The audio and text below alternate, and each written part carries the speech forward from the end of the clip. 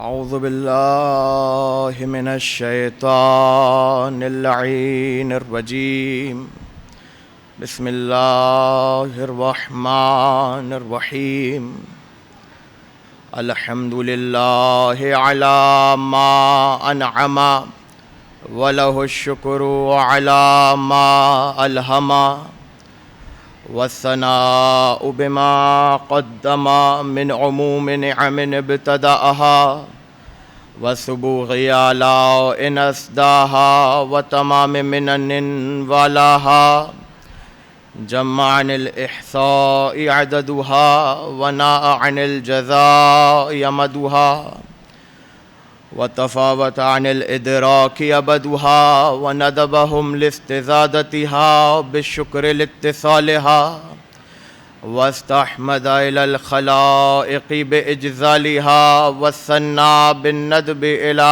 أمثالها ثم الصلاة والسلام والتحية والإكرام على صاحب السكينة والمدفون بالمدينة والمنصور المؤيد الذي اسمه في السماوات أحمد وفي الأرضين أبو القاسم محمد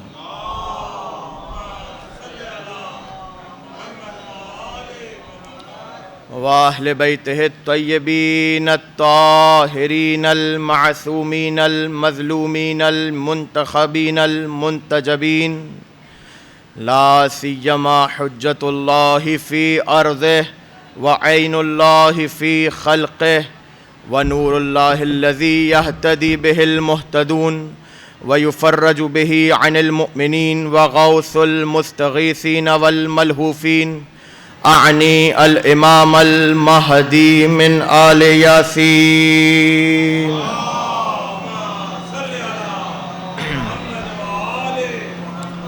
واللعنة الدائمة المستمرة على أعدائهم ومنكري فضائلهم وغاصبي حقوقهم أجمعين من الآن إلى قيام يوم الدين. أما بعد فقد قال الله في محكم كتابه المبين بسم الله الرحمن الرحيم إذا وقع القول عليهم أخرجنا لهم دابة من الأرض تكلمهم أن الناس كانوا بآياتنا لا يوقنون. صلوات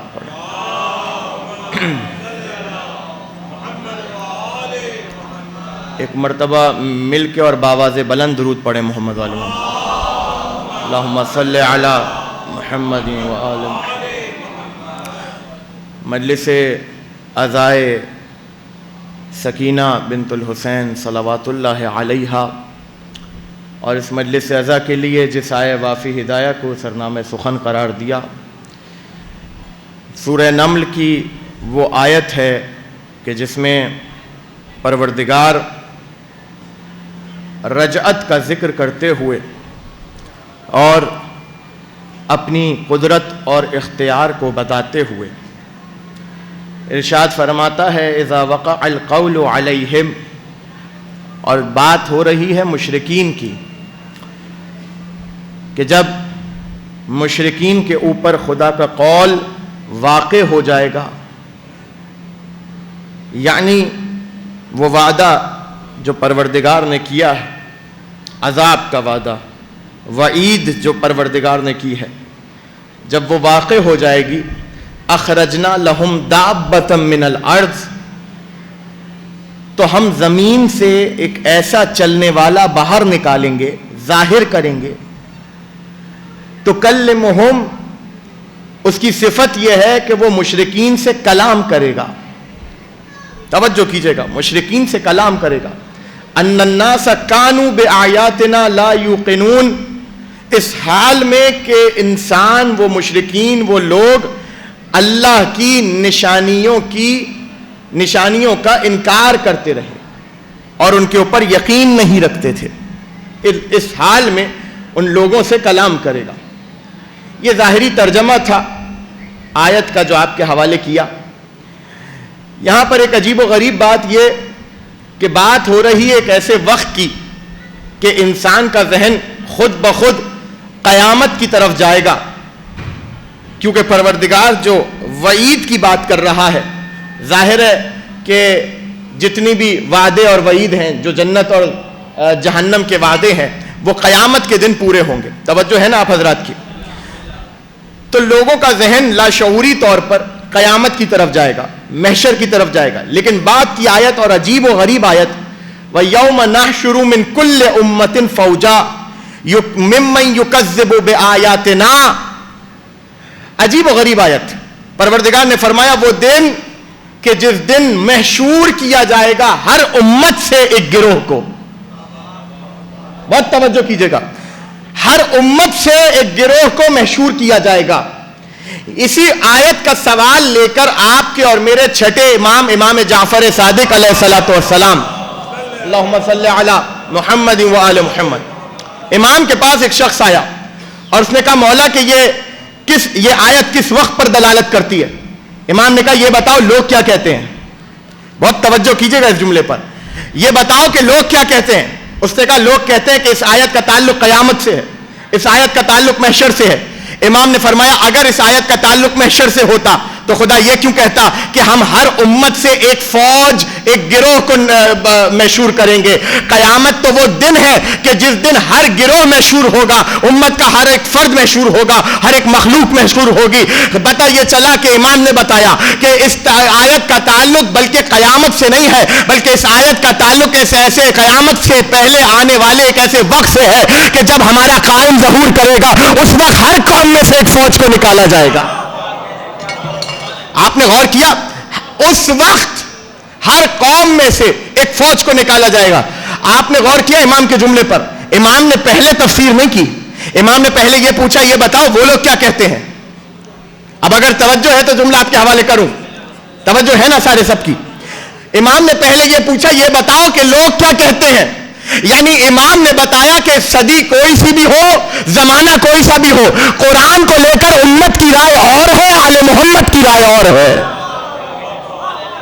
صلوات پڑھے ایک بآواز بلند، اللہم صلی علی محمد و آل محمد۔ امت کی رائے اور ہے اور امام کی رائے اور ہے۔ وہ دن کہ جب تمام امتوں میں سے، تمام قوموں میں سے ایک گروہ کو محشور کیا جائے گا۔ یہ بات ہو رہی ہے کب کی؟ رجعت کی۔ یہ بات ہو رہی ہے کب کی؟ بعد ظہور امام زمانہ علیہ الصلوۃ والسلام، اللہم صلی علی محمد و آل محمد۔ بھئی امام کے نام پہ میری شکلیں نہ دیکھیں بلکہ مل کے بآواز بلند درود پڑھیں، اللہم صلی علی محمد و آل محمد۔ تو بات واضح ہوئی، یہ آیت دلالت کر رہی ہے اس وقت پر کہ جو رجعت کا وقت ہے، جب امام زمانہ علیہ السلام تشریف لائیں گے۔ اور پھر فرمایا اخرجنا لہم، وہی آیت جو سرنامے میں بیان کی، اخرجنا لہم دابۃ من الارض، ہم زمین سے ایک ایسا چلنے والا نکالیں گے، زمین سے ایک ایسے چلنے والے کو ظاہر کریں گے۔ دابہ کہتے ہیں چلنے والے کو، زمین سے ایک ایسا چلنے والا ظاہر کریں گے جو مشرکین سے بات کرے گا۔ توجہ توجہ توجہ، انتہائی توجہ۔ دابہ یعنی چلنے والا۔ قرآن نے صرف اتنا کہا کہ ہم زمین سے ایک چلنے والے کو نمودار کریں گے، چلنے والے کو ظاہر کریں گے، لیکن پورے قرآن میں کہیں یہ تفصیل کے ساتھ نہیں لکھا کہ وہ دابۃ الارض یعنی وہ چلنے والا، زمین پر چلنے والا، وہ کیسا ہوگا، کہاں سے آئے گا، کس کے ساتھ آئے گا، کیا اپنے ساتھ لے کر آئے گا۔ بیدار رہیے گا، کہاں سے آئے گا، کیسے آئے گا، اپنے ساتھ کیا لے کر آئے گا، قرآن نے نہیں لکھا، لیکن قرآن نے ایک طرف اشارہ کیا ہے، اس کو محفوظ کرتے چلیے۔ قرآن نے کیا کہا؟ وہ دابۃ الارض، اس کی صفت کیا ہے؟ تکلمہم، وہ مشرکین سے بات کرے گا، وہ مشرکین سے کلام کرے گا۔ پورے قرآن میں کہیں نہیں لکھا کہ مشرکین اس سے کلام کریں گے، کہاں بیٹھے ہیں آپ، بلکہ صرف اتنا کہا تکلمہم، وہ مشرکین سے کلام کرے گا۔ تو قرآن نے کوئی تفصیل نہیں بتائی دابۃ الارض کی۔ میں روایتوں پر آؤں گا لیکن پہلے قرآن کا فیصلہ سن لیجئے۔ دابۃ الارض کی قرآن نے کوئی تفسیر نہیں بتائی، لیکن قرآن نے اتنا بتا دیا کہ وہ دابۃ الارض کوئی ایسا ہوگا جو مشرکین سے تو کلام کرے گا، مشرکین کی ہمت نہیں ہوگی کہ اس سے کلام کر سکے۔ وہ کوئی ایسا ہوگا کہ جو زمین پر چلنے والا ہوگا مشرکین سے کلام کرے گا، لیکن مشرکین کے اندر اتنی طاقت نہیں ہوگی، اتنی جرت نہیں ہوگی، اتنا حوصلہ نہیں ہوگا کہ مشرکین اس سے کلام کر سکیں۔ اب آئیے روایتوں کی طرف۔ امیر المومنین علی ابن ابی طالب علیہ الصلوۃ والسلام، اللہم صلی علی محمد و آل محمد، امیر المومنین نے فرمایا کہ سنو، وہ دابۃ الارض صفا کی جانب سے نمودار ہوگا۔ صفا اور مروہ ہے نا، صفا کی جانب سے نمودار ہوگا۔ بہت توجہ کیجئے گا، پہلی صفت۔ دوسری صفت، اس کے ایک ہاتھ میں موسیٰ کا عصا ہوگا، ایک ہاتھ میں سلیمان کی انگشتری ہوگی۔ جو پہنچتا جائے اپنے ہاتھوں کو بلند کرتا جائے۔ اس کے ایک ہاتھ میں موسیٰ کا عصا ہوگا اور ایک ہاتھ میں سلیمان کی انگشتری ہوگی۔ یہ دوسری صفت۔ تیسری صفت علی نے بیان کی، سنو، اس دابۃ الارض کی تیسری صفت یہ ہوگی کہ وہ اپنی اس انگوٹھی سے مومن کے چہرے پر لکھے گا ھذا مومن حقا، اور کافر کے چہرے پر لکھے گا ھذا کافر حقا۔ آپ سلامت رہیے، آباد رہیے۔ وہ مومن کے چہرے پر لکھے گا ھذا مومن حقا، اور کافر کے چہرے پر لکھے گا ھذا کافر حقا۔ یعنی کوئی ایک ایسا ہوگا نا جو مومن کو ایمان کی شناخت دے گا، کافر کو کفر کی شناخت دے گا۔ یعنی کہنے کی جملہ کہنے کی اجازت دے اور ضائع نہ کیجیے گا اس جملے کو۔ یاد رکھیے گا، اس دابۃ الارض کی طاقت یہ ہوگی کہ اس کے آنے کے بعد نہ کسی کا ایمان چھپ سکے گا، نہ ہی کسی کا کفر چھپ سکے گا۔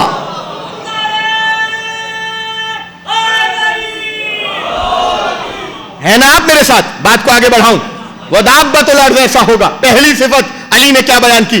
وہ صفا سے باہر نکلے گا، وہ صفا کی جانب سے نمودار ہوگا، خروج کرے گا۔ دوسری صفت، اس کے ایک ہاتھ میں عصا موسیٰ ہوگا اور ایک ہاتھ میں سلیمان کی انگشتری ہوگی۔ تیسری صفت، وہ مومن کے چہرے پر لکھے گا ھذا مومن حقا، اور کافر کے چہرے پر لکھے گا ھذا کافر حقا۔ چوتھی صفت کہ جب وہ اپنے سر کو بلند کرے گا تو سورج مغرب سے نکلے گا۔ کہاں بیٹھے ہیں؟ سورج مغرب سے نکلے گا، یہ چوتھی صفت۔ اور پھر علی نے کہا سنو، وہ دن ایسا دن ہوگا کہ اگر کوئی ایمان بھی لے کر آئے، اس دن کے بعد اگر کوئی ایمان بھی لے کر آئے تو اس کا ایمان اسے کوئی فائدہ نہیں پہنچائے گا۔ کیوں؟ کیونکہ توبہ کے دروازے بند ہو چکے ہوں گے۔ علی ابھی یہ جملہ آپ کے حوالے کر رہا ہوں، علی ابھی یہ فرما رہے تھے کہ وہ صفا کے درمیان سے برآمد ہوگا، اس کے ایک ہاتھ میں موسیٰ کا عصا اور ایک ہاتھ میں انگشتری سلیمان ہوگی، اور وہ کافروں کے چہرے پر اور مومنوں کے چہرے پر عبارت لکھے گا۔ اس دن کسی کا ایمان قابل قبول نہ ہوگا۔ اور یہ بتایا علی ابن ابی طالب نے کہ سورج مغرب سے نکلے گا۔ ابھی علی دابۃ الارض کی صفت بتا ہی رہے تھے کہ ایک مرتبہ مجمع سے ایک شخص کھڑا ہوا اور کھڑے ہو کر کہنے لگا یا علی، وہ دابۃ الارض ہوگا کون؟ تو ایک مرتبہ اپنے گنجینہ سینہ گنجینہ پر ہاتھ رکھ کے کہا انا دابۃ التی تکلم الناس۔ سنو، وہ دابۃ الارض کوئی اور نہیں، میں علی ابن ابی طالب ہوں گا۔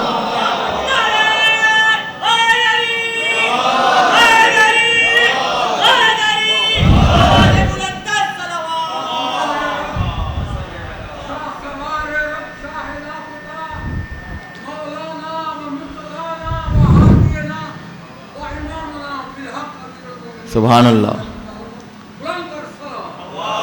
اللہم صلی علی محمد و آل محمد۔ بھائی جس طرح آپ نے داد دی اور نعرہ لگایا، ذرا اس طرح صلوات بھی پڑھیں محمد و آل محمد۔ اللہم صلی علی محمد و آل محمد۔ انا الدابۃ التی تکلم الناس، وہ دابۃ الارض میں علی ابن ابی طالب ہوں گا۔ میں ہوں گا جو مشرکین سے کلام کروں گا، اور مشرکین کی ہمت نہیں ہوگی علی کے آگے بولنے کی۔ جملہ آپ کے حوالے کر رہا ہوں، جو اس دنیا میں علی کے سامنے نہ بول سکے، وہ مہدی کے آنے کے بعد علی کے سامنے کیا بولیں گے؟ جو اس دنیا میں نہ بول سکے، وہ مہدی کے آنے کے بعد علی سے کیا کلام کریں گے؟ انا الدابۃ التی۔ محفل لگی ہوئی ہے اور خدا کرے کہ مجھے تفصیل میں جانے کی ضرورت نہ پڑے۔ ایک مغرور حاکم منبر پر بیٹھا ہے، ایک مغرور حاکم منبر پر بیٹھا ہے۔ شام کا وقت ہے یا شام کا شہر ہے نہیں معلوم۔ کہاں بیٹھے ہیں بھائی آپ؟ ایک مغرور حاکم منبر پہ بیٹھا ہے اور اس حاکم کے سامنے علی ابن ابی طالب کا نوکر صحابی اسبغ بن نباتہ موجود ہے۔ توجہ کیجئے گا، اسبغ بن نباتہ. اتنے میں اس نے کہا کہ یہ بتاؤ کہ تم شیعہ یہ گمان کرتے ہو کہ وہ دابت الارض علی ابن ابی طالب ہے؟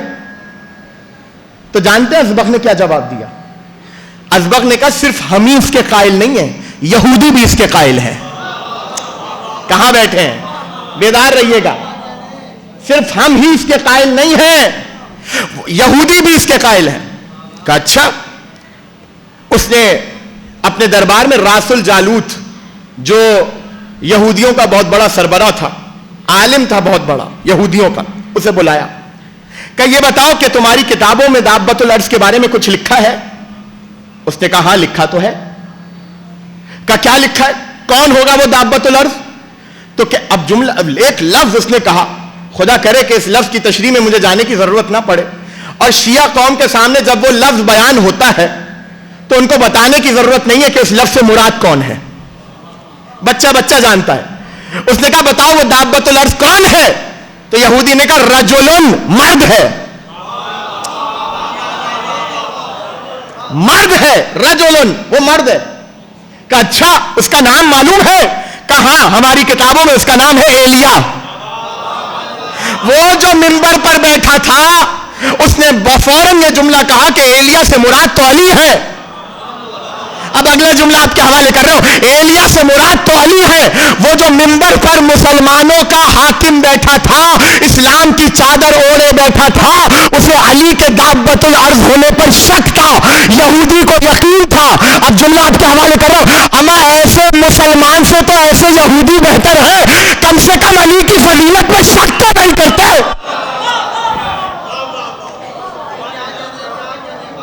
کم سے کم علی کی فضیلت میں شک تو نہیں کر رہا. یہ ہے دابت الارض. اور آیت نشاندہی کر رہی ہے کس کی طرف؟ محشر سے پہلے ظہور امام زمانہ کی طرف. اللہم صلی علی محمد و آل محمد. دابت الارض کون؟ علی ابن ابی طالب. یعنی اس کا مطلب یہ ہے کہ دوبارہ پلٹائے جائیں گے. بہت توجہ کیجئے گا. رجعت کا مطلب کیا ہے؟ وہ ظاہر بزرگ تو بہتر جانتے ہیں، جوانوں کے لیے عرض کر رہا ہوں، بچوں کے لیے. دیکھیں پہلی چیز تو یہ کہ رجعت پر جو اعتراض کرتے ہیں وہ رجعت پر اعتراض نہیں کرتے، اللہ کی قدرت پر اعتراض کرتے ہیں. جو خدا مردوں کو زندہ کر سکتا ہے، کیا وہ رجعت کے زمانے میں لوگوں کو پلٹا نہیں سکتا؟ توجہ ہے نا؟ میرے ساتھ رہیے گا، مجھے احساس نہ ہونے دیجیے گا کہ میں تنہا گفتگو کر رہا ہوں، میرے ساتھ رہیے گا. تو وہ خدا جو مردوں کو زندہ کر رہا ہے، کیا وہ رجعت کے زمانے میں انسانوں کو پلٹانے پر قادر نہیں ہے؟ پہلی چیز. دوسری چیز کہ رجعت کا زمانہ آل محمد کی حکومت کو ظاہر کرنے کا زمانہ ہوگا. اگلا جملہ آپ کے حوالے کر رہا ہوں، قدر کیجیے گا جملے کی. آل محمد کی حکومت کو ظاہر کرنے کا مطلب یہ ہے کہ جو تم نے علی سے چھینا تھا آج دیکھو کہ اس کی وسعت کیا ہے. جو حسین سے چھینا تھا آج دیکھو اس کی وسعت کیا ہے. جو حسن سے چھینا تھا آج دیکھو اس کی وسعت کیا ہے. جو تم نے اماموں سے چھینا تھا دیکھو آج اس کی وسعت کیا ہے. یہ ہے رجعت. علی سے لے کر آخری امام تک، امام حسن عسکری علیہ الصلوۃ والسلام تک. اللہم صلی علی محمد و آل محمد. ہر امام واپس آئے گا اور ہر امام کا ایک دور حکومت ہوگا. بات واضح ہو رہی ہے نا؟ یہی وجہ ہے کہ علی نے یہ جملہ کہا، ان لی الکرۃ بعد الکرۃ والرجعۃ بعد الرجعہ وانا صاحب الرجعات والکرات. کہ سنو میں علی وہ ہوں جو ہر دور میں پلٹ پلٹ کر آنے والا ہوں. کہاں بیٹھے ہیں آپ؟ اتنی آسانی سے جملہ تھوڑی سننا تھا بھائیے. میں وہ ہوں کہ جس کے لیے ایک مقرری کے بعد پھر دوبارہ مقرری ہے. میں وہ ہوں کہ جس کے لیے ایک رجعت کے بعد پھر ایک رجعت ہے. یعنی ہر دور میں پلٹ پلٹ کر آنے والا ہوں. چلیں آپ کو اس حدیث کے لیے اور قریب کروں. رسول کا جملہ یاد ہے؟ اولنا محمد و اوسطنا محمد و آخرنا محمد و کلنا محمد. ہمارا پہلا بھی محمد ہے، ہمارا اوسط بھی محمد ہے، ہمارا آخر بھی محمد ہے، ہم سب کے سب محمد ہیں۔ بیدار ہو، جملہ آپ کے حوالے کرنے جا رہا ہوں۔ کیا مطلب ہے اس جملے کا؟ یعنی اس کا مطلب یہ ہوا کہ رسول کے بعد جس حجت کے دور میں بھی آنکھ کھولو، اس زمانے کی حجت کی زیارت کرو، گویا ایسا ہے جیسے تم نے محمد کی زیارت کی۔ بیدار ہو، جملہ آپ کے حوالے کر رہا ہوں۔ تو جس طرح رسول یہ بات جانتے تھے کہ میرے بعد میرے امتیوں کو، میرے چاہنے والوں کو مجھے دیکھنے کا اشتیاق ہوگا، جبھی تو یہ جملہ کہا جس حجت کے دور میں بھی ہو اس حجت کی زیارت کرو، گویا تم نے محمد کی زیارت کی۔ ہمارا پہلا بھی محمد، ہمارا درمیانہ بھی محمد، ہمارا آخری بھی محمد، ہم سب کے سب محمد۔ تو جس طرح محمد کی زیارت کا اشتیاق تھا لوگوں کو، ویسے ہی علی کے چاہنے والوں کو علی کی زیارت کا بھی تو اشتیاق تھا۔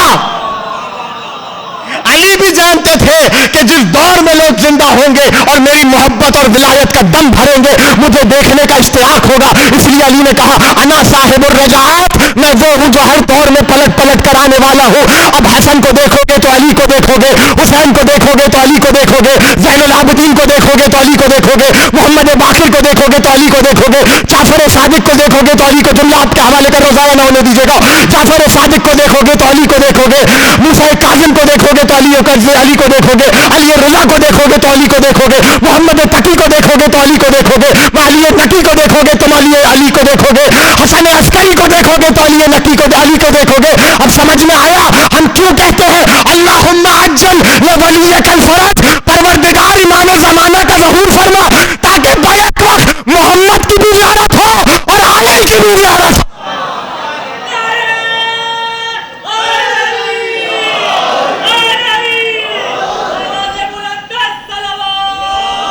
اللہم صلی علی محمد و آل محمد۔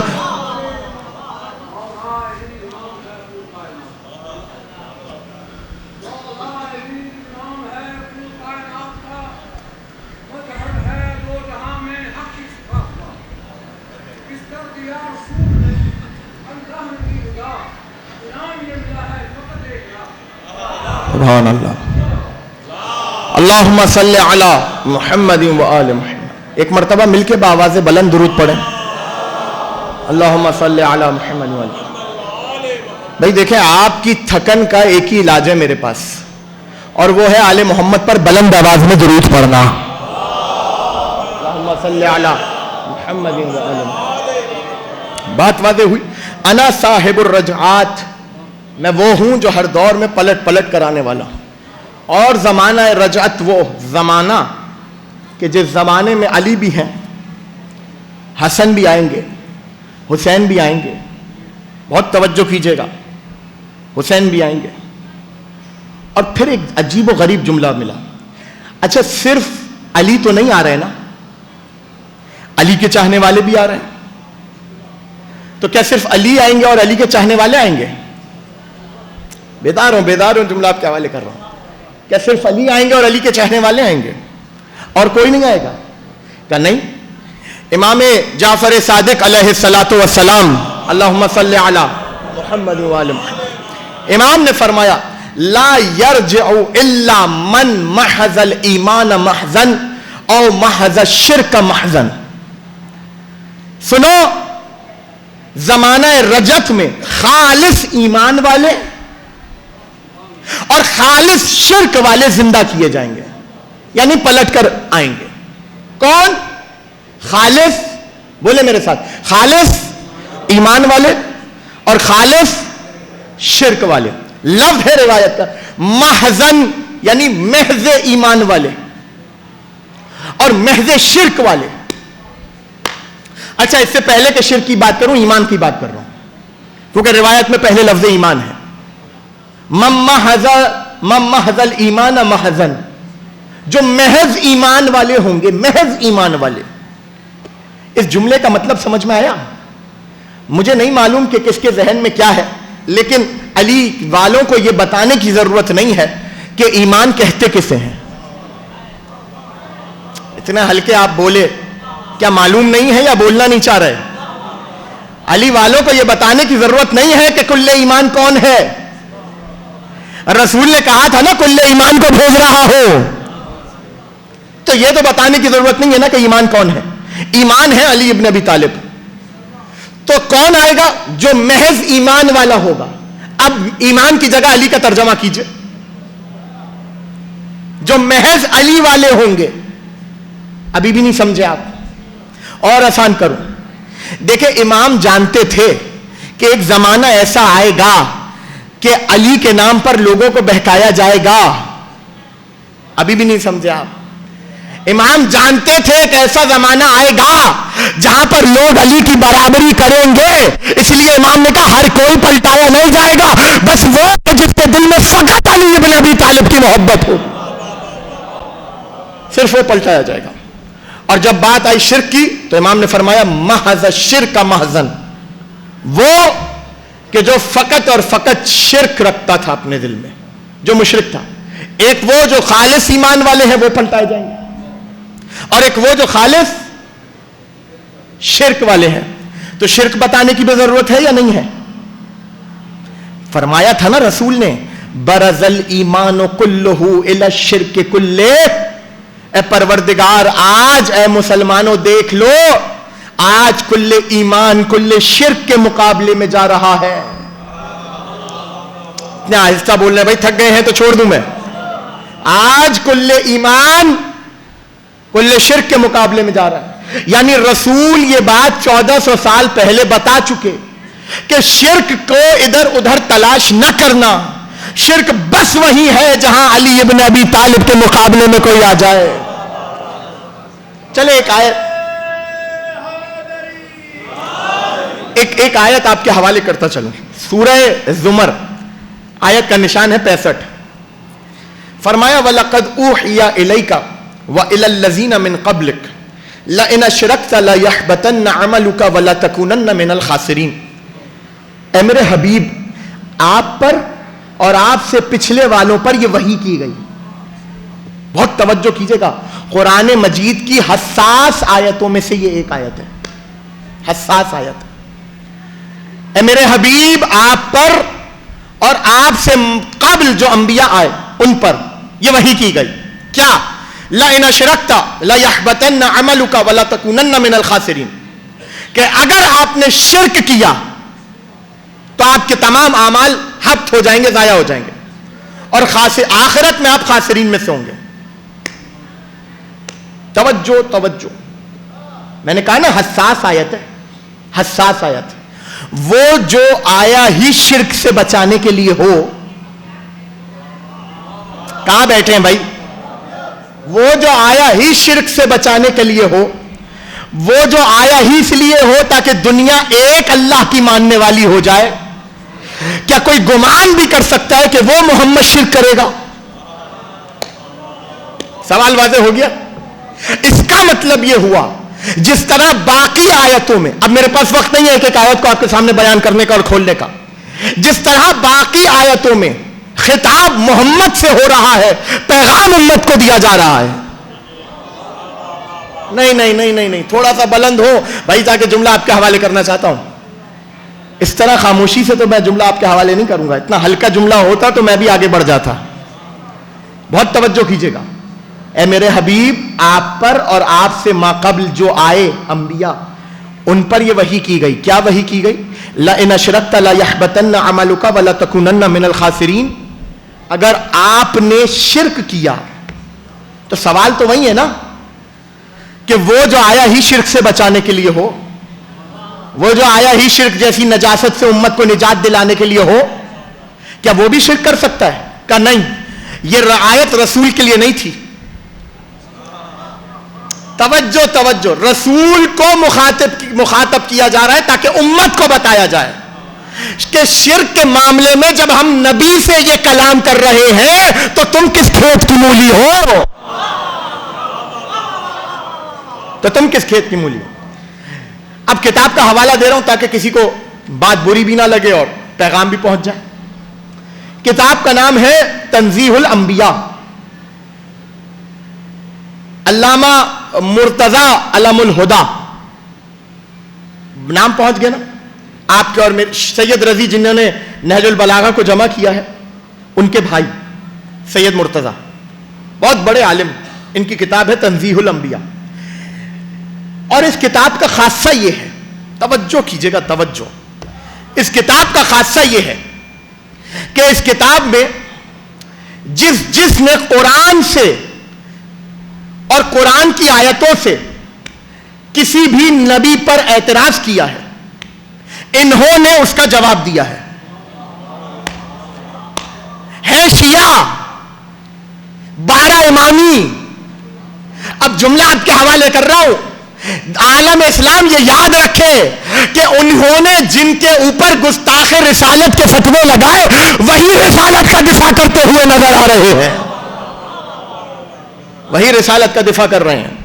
علم الہدیٰ سید مرتضی اپنی کتاب میں لکھتے ہیں تنزیہ الانبیاء میں کہ شیعہ حضرات اس آیت کا جواب یوں دیتے ہیں اور اس کے اعتراض کا جواب یوں دیتے ہیں کہ جب رسول نے رسالت کا اعلان کر دیا, اور یہ میں بچوں کو بتا دوں, جوانوں کو, بزرگ بہتر جانتے ہیں, جوانوں کے لیے کہہ رہا ہوں کہ رسول نے علی کی ولایت کا اعلان غدیر میں نہیں کیا تھا. غدیر میں تو یاد دلایا تھا, کہاں بیٹھے ہیں, یہ غدیر میں تو نص قائم کر رہے تھے علی کی ولایت پر اور علی کی خلافت پر, کیونکہ رسول کا پہلا اور آخری حج تھا زندگی کا, اور ابھی کچھ ہی عرصے بعد رسول کو اس دنیا سے پردہ فرمانا ہے. علی کی خلافت, علی کی ولایت اور علی کی امامت پر رسول دعوت ذوالعشیرہ میں نص قائم کر چکے تھے. جب یہ پوچھا تھا نا کہ کون میری نصرت کرے گا, اور قریش کے بڑے بڑے خاموش تھے, ابو طالب کا بیٹا بول رہا تھا کہ یا رسول اللہ میں آپ کی نصرت کروں گا, تو رسول نے اشارہ وہاں بھی اشارہ کر کے بتایا تھا, ھذا اخی و خلیفتی من بعدی, یہ میرا بھائی ہے اور میرے بعد آنے والا خلیفہ ہے.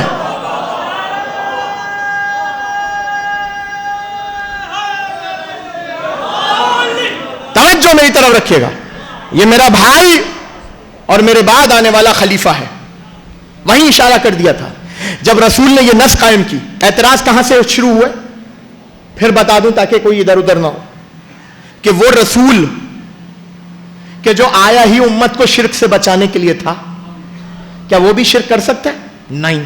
تو قرآن کی اس آیت کا کیا مطلب تھا, لَئِنْ أَشْرَكْتَ لَيَحْبَطَنَّ عَمَلُكَ وَلَتَكُونَنَّ مِنَ الْخَاسِرِينَ. اے میرے حبیب اگر آپ نے شرک کیا تو آپ کے اعمال حبط کر لیے جائیں گے. کیا مطلب ہے اس آیت کا؟ جیسے ہی رسول نے علی کو خلیفہ نص بنا دی, علی کے اوپر خلافت کی, امامت کی, ولایت کی, تو قریش کا ایک گروہ رسول کے پاس آیا اور آ کر کہا کہ اے محمد, اے عبداللہ کے بیٹے, لوگ ویسے ہی تمہارا لایا ہوا اسلام قبول کرنے کو تیار نہیں ہے اور نہ ہی تمہیں نبی ماننے کو تیار ہے. آپ نے علی کی خلافت کا اعلان ابھی سے کر دیا, یعنی نبوت بھی آپ کے پاس اور خلافت بھی آپ کے پاس. کہاں بیٹھے ہیں آپ؟ نبوت بھی آپ کے پاس اور خلافت و ولایت اور امامت بھی آپ کے پاس. آپ ایک کام کریں کہ علی کے بجائے کسی اور کو خلیفہ بنائیں تاکہ لوگوں کی شکایت دور ہو جائے. بیدار ہو, جملہ آپ کے حوالے کر رہا ہوں. آپ کسی اور کو خلیفہ, رسول نے کہا کیا تم کیا سمجھتے ہو یہ حکم میں نے اپنی مرضی سے دیا ہے؟ مرضی ہے بھائی آپ کی, تم کیا سمجھتے ہو یہ حکم میں نے اپنی مرضی سے دیا ہے؟ کہ نہیں, یہ حکم اللہ کی مرضی سے دیا ہے. میں نے حوالہ دے دیا, حوالہ محفوظ کروا چکا ہوں میں, یہ حکم اللہ کی مرضی سے دیا ہے. تو انہوں نے کہا اچھا اگر آپ کو اللہ کے حکم کا پاس ہے, توجہ, اب جملہ آ رہا ہے اور دیکھوں گا کون اب تک ذات ہے اور کس نے ساتھ چھوڑ دیا ہے. رسول سے فرمایا یا رسول اللہ, اگر یہ حکم اللہ کا ہے اور آپ کو اللہ کے حکم کا پاس ہے تو آپ ایک کام کریں, علی کو خلیفہ بنے رہنے دیں, قریش سے ایک خلیفہ اور بنا دیں تاکہ اللہ کا حکم بھی ثابت رہے اور خود قریش کی شکایت بھی دور ہو جائے. وہ یہ کہہ رہے تھے کہ علی کی خلافت میں کسی اور کو شریک کرے. جیسے یہ کہا فوراً آیت آئی, لَئِنْ أَشْرَكْتَ لَيَحْبَطَنَّ عَمَلُكَ. اے میرے حبیب اگر آپ نے شرک کیا اعمال ضائع ہو جائے.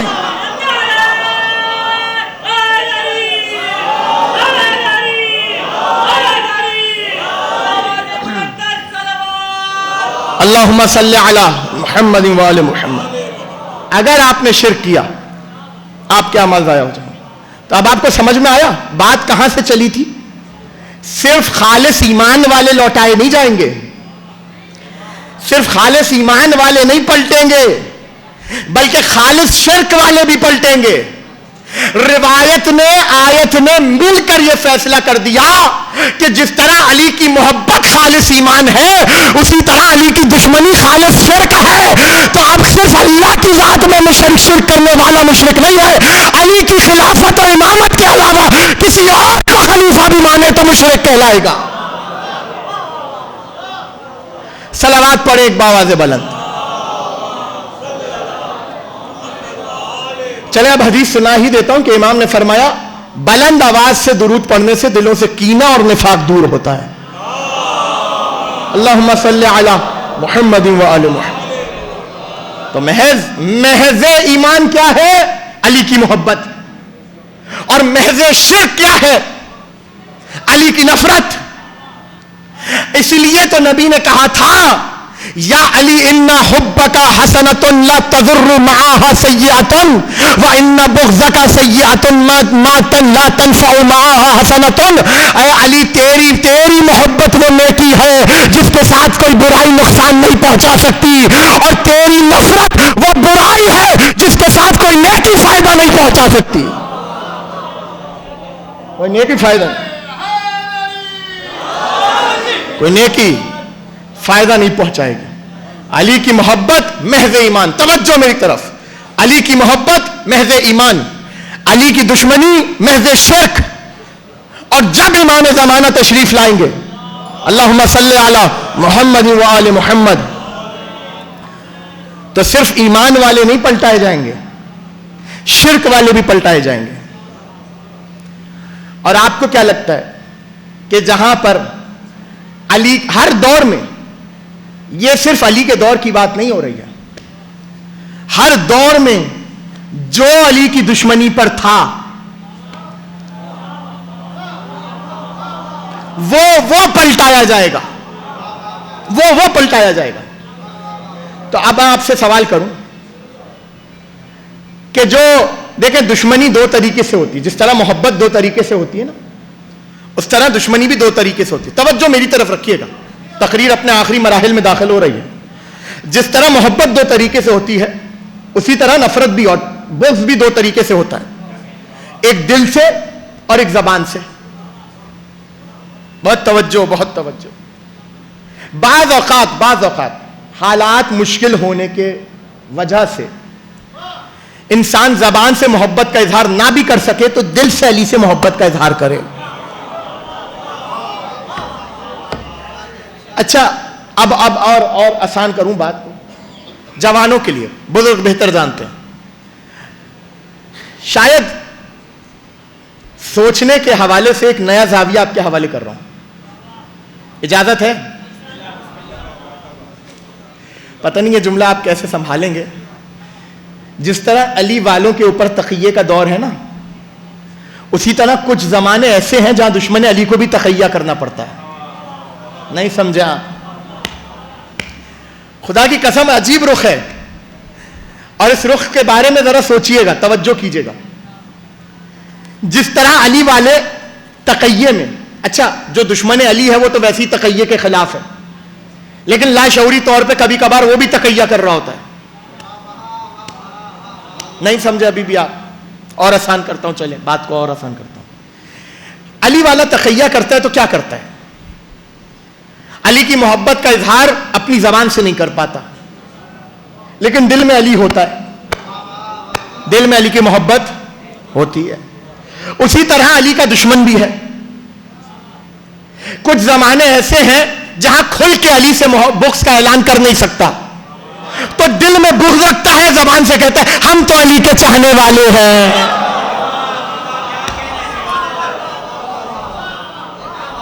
توجہ فرمائی آپ نے, ہم تو علی کے چاہنے والے ہیں, دل میں علی کا بغض ہے. اب آپ کہیں گے کیسے بغض ہے, ہم کیسے فیصلہ کریں؟ علی نے معیار دے دیا اور علی کی اولادوں نے معیار دے دیا. ایک شخص آیا آپ کے اور میرے چھٹے امام جعفر صادق علیہ السلام, سوال سمجھے آپ؟ کیسے فیصلہ کریں؟ کیسے فیصلہ کریں کہ کوئی شخص علی کا چاہنے والا ہے یا نہیں ہے، جبکہ وہ زبان سے کہہ رہے کہ میں علی کا چاہنے والا ہوں؟ چھٹے امام کے پاس ایک شخص آیا اور آ کر کہنے لگا، یا ابن رسول اللہ، ایک شخص ہے وہ آپ لوگوں سے محبت کا دعویٰ کرتا ہے، ادعا کرتا ہے، وہ کہتا ہے کہ میں محمد و آل محمد سے دعویٰ کرتا ہوں۔ روایت کا جملہ امام کو جلال آیا، امام کو جلال آیا، اور امام نے جملہ کہا کہ جھوٹا ہے وہ شخص جو ہم سے محبت کا دعویٰ کرے اور ہمارے دشمنوں پر لعنت نہ کرے۔ اب جملہ آپ کے حوالے کر رہا ہوں، مولانا ہم کیسے فیصلہ کریں کہ زبان سے تو ہر کوئی کہہ رہا ہے علی کا چاہنے والا ہے، اس کے سامنے علی کے دشمن کا ذکر کرو، اگر نرم گوشہ دکھائے تو سمجھ جانا چاہنے والا نہیں ہے، علی کا دشمن ہے۔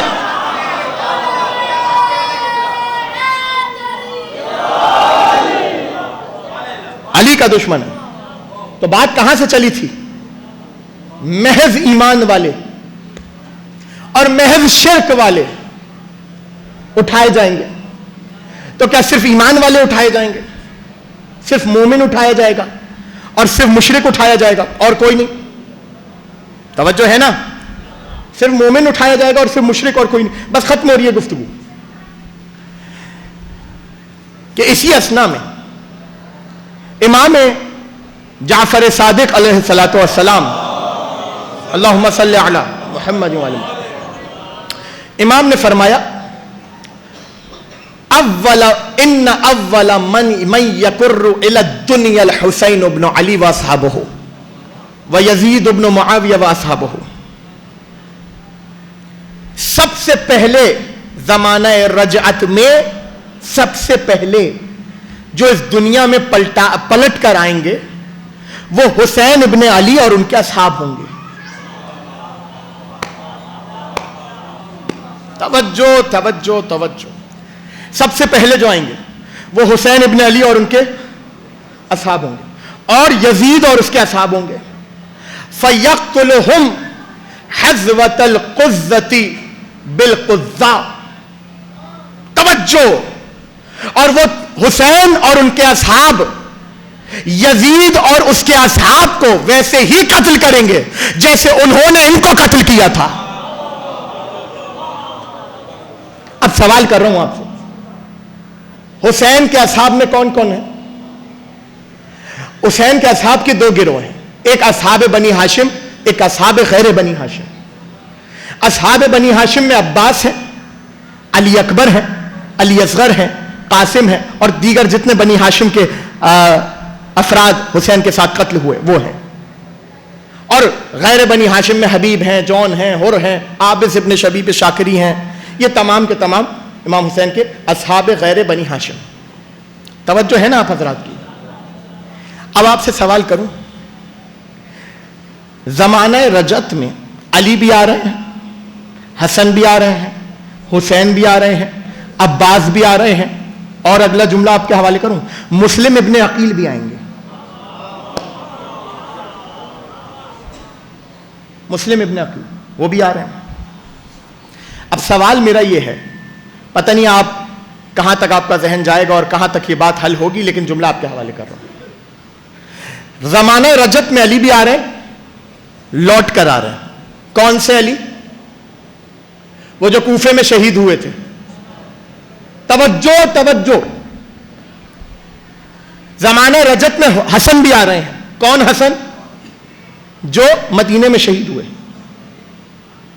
زمانہ رجعت میں حسین ابن علی بھی آ رہے ہیں۔ توجہ، کون حسین؟ جو کربلا میں شہید ہوئے 61 ہجری میں۔ زمانہ رجعت میں عباس بھی آ رہے ہیں۔ کون عباس؟ جو حسین کے لیے شہید ہوئے کربلا میں۔ اب آپ سے سوال کروں، کیا ضرورت ہے اس زمانے کے علی کو آنے کی؟ پتہ نہیں کیسے پہنچے گا جملہ۔ کیا ضرورت ہے اس زمانے میں اس زمانے کے علی کو آنے کی؟ اس زمانے کا علی آ جائے۔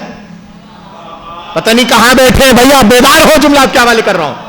کیا ضرورت ہے اس زمانے کے حسن کو آنے کی؟ یا کیا ضرورت ہے اس زمانے کے حسین کو آنے کی؟ وہ جسے آپ نے حسین زمان کہا ہے وہ کیوں نہیں آ رہا؟ وہ جس کو آپ نے عباس زمان کہا ہے وہ کیوں نہیں آ رہا؟ وہ جس کو آپ نے مسلم زمان کہا وہ کیوں نہیں آ رہا؟ اب جملہ آپ کے حوالے کر رہا ہوں.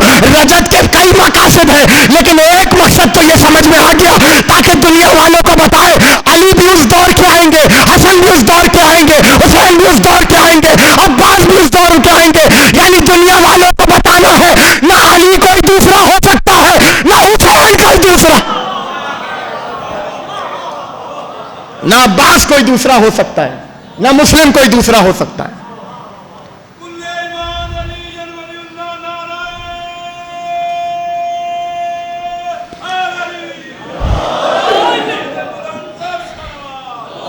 اللہم صلی علی محمد و آل محمد. تو حسین اکیلے نہیں آئیں گے. اور روایت کا جملہ ہے, مفہوم روایت, ایک نہیں کئی روایات, کہ علی کے چاہنے والے علی کے دشمنوں سے بدلہ لیں گے.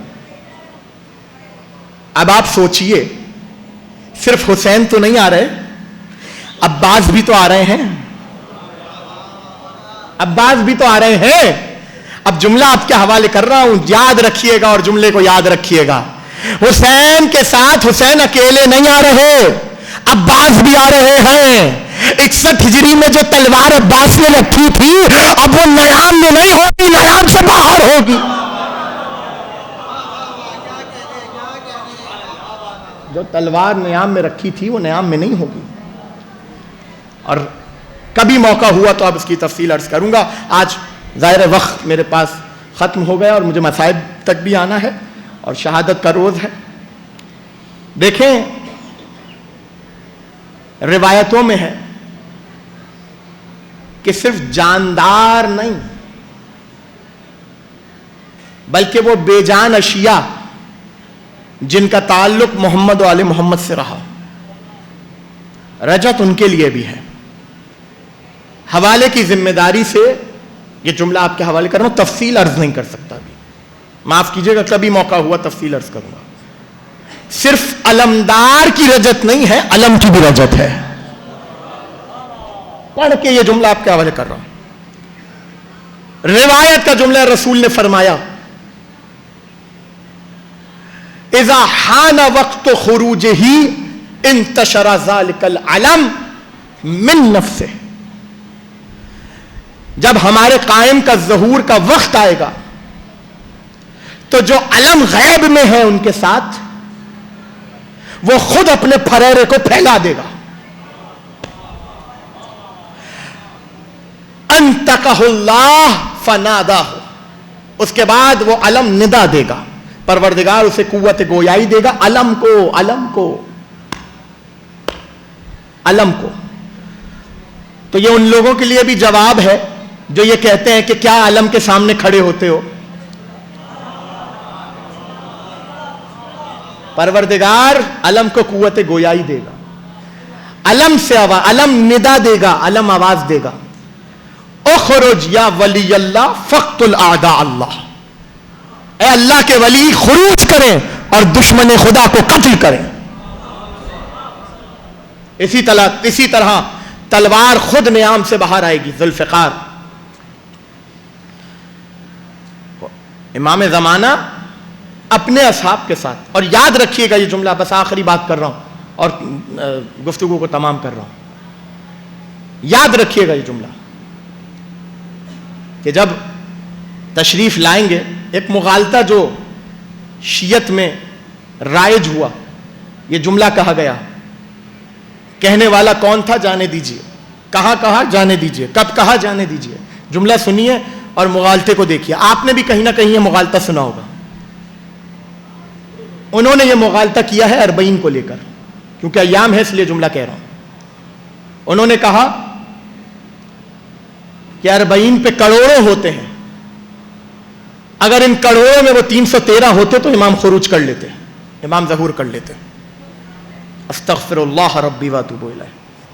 کہنے والا نہ ہی زیارت حسین سے واقف ہے, فضیلت زیارت حسین سے واقف ہے, نہ ہی فضیلت زائر حسین سے واقف ہے.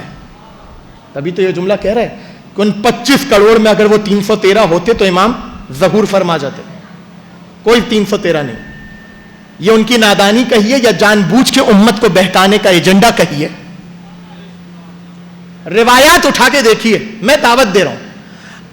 اردو میں کتابیں ترجمہ ہو چکی, بہار الانوار کی وہ جلدیں کہ جس جلدوں کی متعلق یہ گفتگو ہے, جہاں سے حوالہ ہے, وہ بھی ترجمہ ہو چکی ہیں. اور دیگر غیبت کے حوالے سے, امام زمانہ علیہ السلام کے حوالے سے کتابیں چھپ رہی ہیں اور چھپتی جا رہی ہیں اور چھپ چکی ہیں. اٹھا کے دیکھیے سب کو. جہاں پر اصحاب امام زمانہ کی بات ہے, جہاں پر اصحاب امام زمانہ کی بات ہے, وہاں پر ان کے اوصاف بھی بتائے گئے ہیں, ان کے شہر بھی بتائے گئے ہیں, اور یہ بھی بتایا ہے کہ ان سب کے نام امام زمانہ کے پاس لکھے ہوئے ہیں.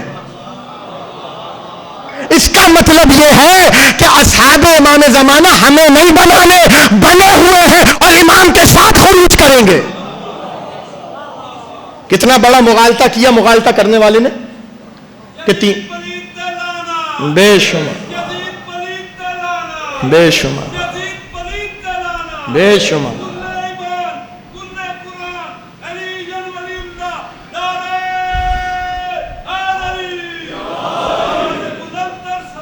اللہم صلی علی محمد و آل محمد. تو غور کیا آپ نے کتنا بڑا مغالطہ ہے کہ 313 جمع ہی نہیں ہو رہا ہے, 313 اکٹھے ہی نہیں ہو رہا ہے. تو بھائی نہ آپ کی ذمہ داری لگائیے خدا نے اکٹھے کرنے کی, نہ میری, بلکہ ان تمام کے نام امام زمانہ علیہ السلام کے پاس موجود ہیں. میں ذمہ داری سے کہہ رہا ہوں, روایات میں امام نے شہروں کے نام لے لے کر بتائے ہیں کس شہر سے کتنے لوگ امام زمانہ کے اصحاب میں شامل ہوں گے. نہ ان میں اضافہ ہو سکتا ہے نہ کمی ہو سکتی ہے. یہ 313 وہ ہیں جو امام کے ناصر ہیں. اس کا مطلب یہ نہیں ہے کہ آپ اور میں امام کے لشکر میں نہیں ہوں گے. امام نے کہا ہر خروج امام زمانہ کے لیے حدیث میں موجود ہے. ذمہ داری سے کہہ رہا ہوں, بہار الانوار میں پورا باب موجود ہے. امام نے فرمایا, چھٹے امام نے, کہ خروج کے لیے کم سے کم 10,000 مومنین کی ضرورت ہوتی ہے. کم سے کم 10,000 ہوں گے, زیادہ سے زیادہ جتنے بھی ہوں. یہ 313 وہ ہیں جو خاص سے ہوں گے امام زمانہ کے لیے. ان کو نہ آپ نے جمع کرنا ہے نہ مجھے جمع کرنا ہے. یہ امام زمانہ آ کر خود جمع کریں گے, بلکہ یہ خود امام زمانہ کے ساتھ خروج کریں گے. بات واضح ہوئی. ایک طرف امام زمانہ کے 313 اور ایک طرف حسین کے وہ 72 جن میں عباس ہے, جن میں علی اکبر ہے. میں نے کہا نا, صرف علمدار رجت نہیں ہے, علمدار کی رجت نہیں ہے, علم کی بھی رجت ہے. وہ علم کہ جس علم کو دیکھ کر حسین کی بیٹی کی آس بندھی رہتی تھی.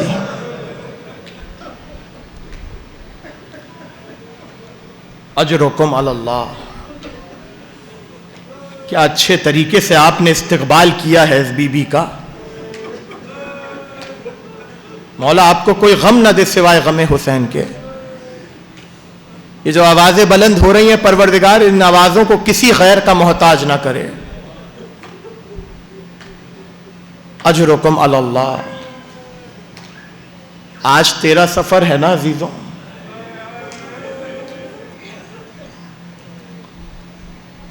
معلوم ہے نا آج اہل بیت پر کتنی بڑی قیامت ٹوٹی.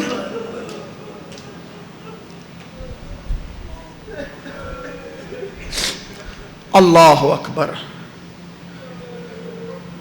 اجرکم علی صاحب الزمان. مجھے نہیں معلوم عزیزوں, وہ سید سجاد 11 محرم کو اذن امامت سے کربلا آئے تھے.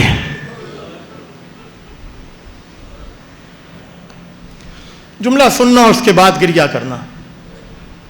11 محرم کو اذن امامت سے کربلا آئے تھے.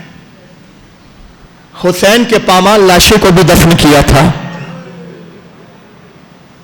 علی اکبر کے لاشے کو بھی دفن کیا تھا, قاسم کے لاشے کو بھی دفن کیا تھا. ہر شہید کے لاشے کو حسین کے بیٹے زین العابدین نے دفن کیا تھا. لیکن عزیزوں 2 لاشیں ایسے ہیں کہ جہاں پر روایت کرنے والوں نے لکھا کہ امام زین العابدین کی حالت غیر ہو گئی تھی. اجرکم علی اللہ. دو لاشیں ایسے ہیں. ایک لاشا جانتے ہیں کون سا ہے؟ ایک لاشا وہ ہے کہ جب بنی اسد تمام لاشوں کو امام کے ساتھ دفنا چکے نا, تو جملہ کہا کہ مولا اب تو سارے لاشیں دفن ہو چکے, اب ہمیں اجازت دے کہ ہم اپنے گھروں کو چلے جائیں. امام نے کہا بھی ایک لاشا باقی ہے. ابھی ایک لاشا باقی ہے. نہر فرات کے قریب آئے تو کیا دیکھا کہ چچا عباس کا پامال لاشا. اپنی آوازوں کو بلند کرے عزیزو, آج کے دن روز شہادت ہے. مجھے کہنے کی ضرورت نہ پڑے کہ سینے پر ہاتھ کیسے مارنے ہیں. ہر جوان کا ہاتھ اس کے سینے پر ہونا چاہیے. بنی اسد کہتے قبر تیار کی. ارے ایک مرتبہ عباس کے لاشے کو لے کر قبر میں اترے, کافی دیر ہو گئی, سید سجاد قبر سے باہر نہ آئے. اب جو ہم نے قبر میں جھانک کر دیکھا تو کیا دیکھا؟ عباس کی کٹی ہوئی گردوں پر اپنے لبوں کو رکھ کے کہتے ہیں چچا اٹھو. ارے زینب کی چادر لگ گئی. اجرکم علی اللہ. کرو ماتم کرو حسین ابن علی کا, کرو سکینہ کا ماتم کرو. یہ پہلا لاشا تھا جہاں سید سجاد کی دفناتے ہوئے حالت غیر ہو گئی. عزادارو دوسرا لاشا جانتے ہو کون سا تھا؟ وہ اس بچی کا تھا جس کے سینے پہ بابا کا سر تھا. سید سجاد آواز دیتے رہے انا للہ و انا الیہ راجعون. چھوٹی سی قبر کو کھودا, بیڑیوں کو سمیٹا, سکینہ کے لاشے کو اٹھایا, کربلا کا رخ کیا. آؤ بابا, سکینہ کا لاشا اٹھا. اجرکم علی اللہ, اجرکم علی صاحب الزمان. آپ رو عزیزو, آپ نے گریہ کیا. بس آخری جملہ سنو اور مجھے اجازت دے دو. اور عزادارو مجھے نہیں معلوم کس غربت میں سید سجاد نے اپنی بہن کا لاشا دفنایا اور کس عالم میں سکینہ کا لاشا دفنایا. آخری جملہ ہے, جب جب یاد کرو گے بہت رو گے. پردےداروں میں میری مائیں بہنیں سن رہی ہے, ان کے لیے یہ جملہ کہہ رہا ہوں. جب جب یاد کرو گے بہت رو گے. دردناک جملہ ہے. مجھے نہیں معلوم کس عالم نے سکینہ کو قبر میں اتارا, کس عالم نے سکینہ کو دفن کیا. آپ کے اور میرے مکتب کے بہت بڑے عالم ہیں علامہ رئیسی, انہوں نے اپنے مقتل میں لکھا کہ جناب سکینہ کی قبر میں پانی بھر گیا تھا. انہوں نے ایک عالم جو کہ ایک عالم بڑے زاہد, بڑے پرہیزگار, بڑے متقی, ان کے خواب میں سکینہ آئی اور ان کی بیٹیوں کے خواب میں سکینہ آئی اور آ کر کہا کہ ہماری قبر میں پانی بھر گیا ہے, تمہارے علاوہ کوئی ہماری قبر کو نہ کھولے گا.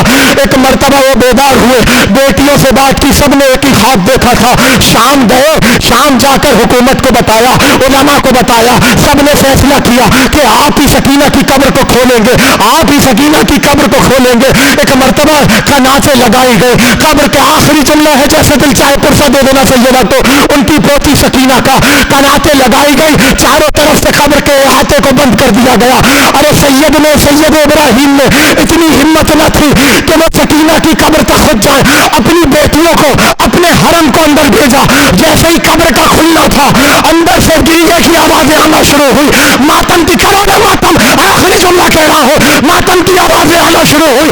ایک بی بی گھبراتی ہوئی باہر آئی کہ بابا غضب ہو گیا. جیسے ہی قبر کو کھولا, لاشے کو نکالا, کوئی بیوی بے ہوش ہو گئی, کوئی ماتم کرتے کرتے مر گئی. کہہ رہے ایسا کیا ہوا کہ جیسے ہی لاشے کو باہر نکالا, گردن پہ رسیوں کے نشان, کانوں سے لہو بہ رہا تھا, کوئی کیا زخموں سے چپکا ہوا.